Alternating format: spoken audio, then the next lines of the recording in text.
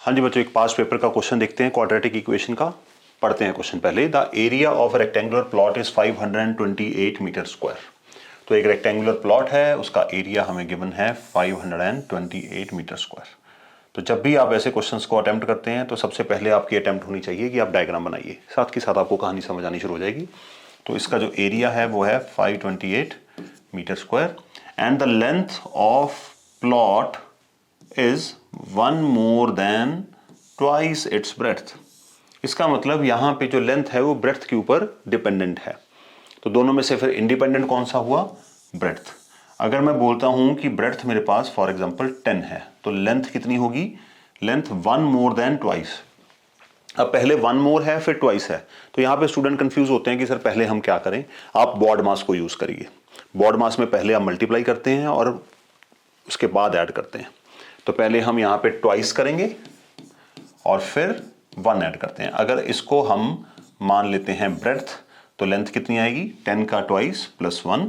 तो ये जो कैलकुलेशन है ये आपको देगी length which is equals to 21। तो ये सिंपल वे है इस चीज को समझने के लिए। तो हम ब्रेड्थ यहां पे हमारे पास है नहीं। अगर हम ब्रेड्थ को मान लेते हैं, लेट अस अज्यूम x। अगर मैं ब्रेड्थ को x मान लेता हूं तो लेंथ कितनी आएगी? 1 more than twice its breadth। तो पहले ट्वाइस होगा, उसके बाद 1 more आएगा। तो ये बात आपने हमेशा याद रखनी है, बहुत बार क्वेश्चन मिलेंगे। अब लेंथ आ गई, ब्रेड्थ आ गई, एरिया आपको गिवन है, इसका मतलब एरिया का फॉर्मूला सिंपल यहां पे यूज करेंगे। और जब आपका एक वेरिएबल मिसिंग हो तो आपकी जो अटेम्प्ट होनी चाहिए वो इक्वेशन बनाने की होनी चाहिए। समटाइम्स लीनियर इक्वेशन बनती है, समटाइम्स क्वाड्रेटिक बनती है, वो डिपेंड करता है प्रॉब्लम के हिसाब से। तो यहां पे हम क्वेश्चन की शुरुआत करते हैं। Let us right it. Let the breadth be x and length be 2x plus 1। Okay, so area हमें गिवन है 528 मीटर स्क्वायर। तो एरिया का फॉर्मूला रेक्टेंगल के लिए होता है लेंथ इंटू ब्रेड्थ। इसका मतलब लेंथ है हमारे पास 2x plus 1 times breadth equals to 528। यहां पे इस ब्रैकेट को ओपन करना है तो x को दोनों के साथ 1 by 1 मल्टीप्लाई करेंगे। 2x square plus x equals to 528। 528 को उठा के इधर ले आते हैं, माइनस 528 इक्वल्स टू 0। तो ये हमारी इक्वेशन यहाँ पे हो गई सेटल। और अगर आपको लगता है कि आपकी मिडिल टर्म स्प्लिट थोड़ी सी कमज़ोर है या आपको थोड़े से कॉन्सेप्ट क्लियर नहीं है उसमें, तो क्वाड्रेटिक की प्लेलिस्ट में ही आपको एक वीडियो मिल जाएगी जिसमें मिडिल टर्म स्प्लिट के ऊपर मैंने काफ़ी काम किया हुआ है। वो वीडियो देखिए एंड आई होप आपका स्ट्रॉन्ग कॉन्सेप्ट बन जाएगा और आपको आना चाहिए। चलिए, तो ये मेरे पास क्वाड्रेटिक बन गई। अब इस क्वाड्रेटिक को हमें करना होगा सिंप्लीफाई। सिंप्लीफाई करने के लिए हम मेथड जो चाहे यूज कर सकते हैं। मैं अब फैक्टराइजेशन कर रहा हूं। तो यहां पे देखिए कोएफिशिएंट ऑफ x, इसको हम लेते हैं सम। ये कितना है? +1। और प्रोडक्ट हम किसको लेते हैं? Constant term into coefficient of x square. तो -528 को 2 से मल्टीप्लाई करेंगे, इट वुड बी माइनस। अब यहां पे लॉजिक समझिएगा, अगर दो चीजों को मल्टीप्लाई करके नेगेटिव आ रहा है, प्रोडक्ट नेगेटिव है ना, दो चीजों को मल्टीप्लाई करके नेगेटिव आ रहा है तो एक प्लस का होगा एक माइनस का होगा। इस तरह से सिचुएशन बनेगी दोनों में से कोई भी। या इनमें से हमें 1 को स्प्लिट करना है दो भागों में, तो we have to take 1 number big और 1 नंबर स्मॉल। तो जब प्रोडक्ट नेगेटिव होता है तो एक नंबर बड़ा एक नंबर छोटा लेके ट्राई करते हैं, बड़े होते जाएंगे फिर देखते हैं आगे क्या आता है। तो 1 से हमें ऐसे दो नंबर चूज करने हैं जिसको मल्टीप्लाई करके 1056 आ जाए। तो इसका मतलब यहां पे हम कहां से स्टार्ट कर सकते हैं? मैं 10 से स्टार्ट कर रहा हूं। देखिए ये वाला साइन इसको दे देंगे और यहां पे माइनस आ गया। 10 9 are 90, हम बहुत दूर हैं और आगे जंप मारते हैं। 19 30 29 40 और यहां पे आएगा 39। तो यहां पे जब आप ये ग्रुप आपने बना लिए 10-10 के गैप में, तो आपको इनको एक इवन नेचुरल नंबर की तरह काउंट करिए। अगर ये 40 है, 39 है तो 40 के आसपास है। 40 into 40 करेंगे तो 1600 आ जाएगा। इसका मतलब आपका आंसर ये तो नहीं हो सकता, इससे कम होगा। 29 3s are 87 होता है, इसका मतलब आप इसके आसपास हैं। थोड़ा सा और आगे जाना है और हमें वो पेयर चूज करना है जिसके लास्ट में 6 हो। तो कैसे आएगा? अगर मैं इसको 31 लिखता हूं तो ये बनेगा 30, लास्ट में 6 नहीं आ रहा। इसको 32 लिखता हूं तो ये बनेगा 31। तो 2 1s are 2, हमें 6 चाहिए।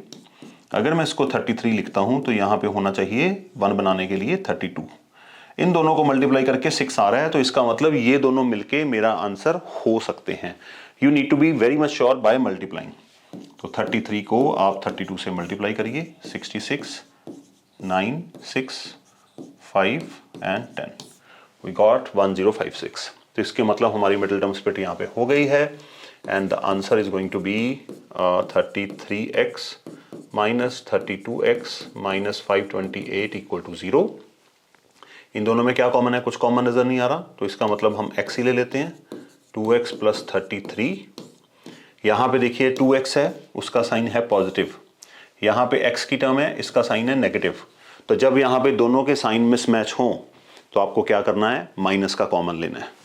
ये ब्रैकेट की फर्स्ट टर्म और ये जो थर्ड टर्म है, इन दोनों के साइन को मैच करना है अगला साइन देखने के लिए। तो अगर दोनों साइन सेम हैं तो यहाँ पे हम प्लस डालेंगे, अगर दोनों साइन माइनस के हैं, डिफरेंट है मतलब एक प्लस का एक माइनस का, तो यहाँ पे माइनस लेंगे, और जब हम माइनस कॉमन लेते हैं तो साइन बदल जाते हैं। दूसरा तरीका, यहाँ पे देखिए क्या है 2, तो इसका मतलब यहाँ पे 2 बचना चाहिए, इसका मतलब अंदर कॉमन कितना आएगा? 32 में से 2 चाहिए, तो बाहर 16 आना चाहिए, तो 16 यहाँ पे बाहर आ गया and we are left with ये। अब क्या करते हैं इसको, बस हो गया काम हमारा, 2 फैक्टर बन गए, 2x plus 33 and x minus 16 equals to 0। तो यहाँ पे आपके 2 आंसर आएंगे, 2x plus 33 equals to 0, x minus 16 equals to 0, 2x equals to minus 33, x equals to minus 33/2, और यहाँ पे आ रहा है x इक्वल टू 16। क्वाड्रेटिक में हर बार प्रॉब्लम समझ में आपके पास 2 आंसर आएंगे, दोनों आंसर में से हो सकता है दोनों आंसर आपके काम आ जाएं। जैसे मैंने इससे पिछला क्वेश्चन किया था, उसमें दोनों आंसर हमारे काम आ रहे थे, कॉटेज इंडस्ट्री वाला। तो यहाँ पे अगर आप देखेंगे तो हमारे 2 आंसर हैं, दोनों में से हमें प्रॉब्लम के हिसाब से चूज करना है, क्या इनमें से कोई आंसर रिजेक्ट होता है। तो क्या करना है आपको, x की वैल्यू देखिए यहाँ पर क्या है, एक नेगेटिव है एक पॉजिटिव है, और हमने x को लेट क्या किया हुआ है, हमने लेट किया हुआ है x को क्या, हमने x को ब्रेड्थ लेट किया हुआ है। तो ब्रेड्थ कभी नेगेटिव नहीं हो सकती या लेंथ कभी नेगेटिव नहीं हो सकती, तो कोई मेजरमेंट लेंथ ब्रेड्थ का नेगेटिव नहीं हो सकता, इसलिए इस आंसर को हम क्या लिखेंगे यहाँ पे, रिजेक्टेड। उसका रीजन भी देना है, because breadth can not be negative.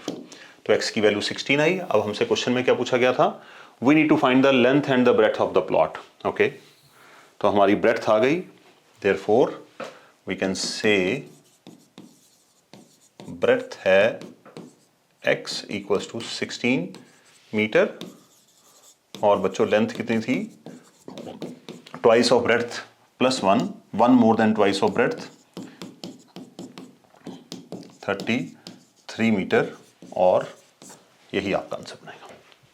तो इसी तरह से साथ में जुड़े रहिए। If you like the content, please hit the like button and subscribe to my channel, and do not forget to press the bell icon so that you get the notification if I put some new videos. Till then, I wish you all the best.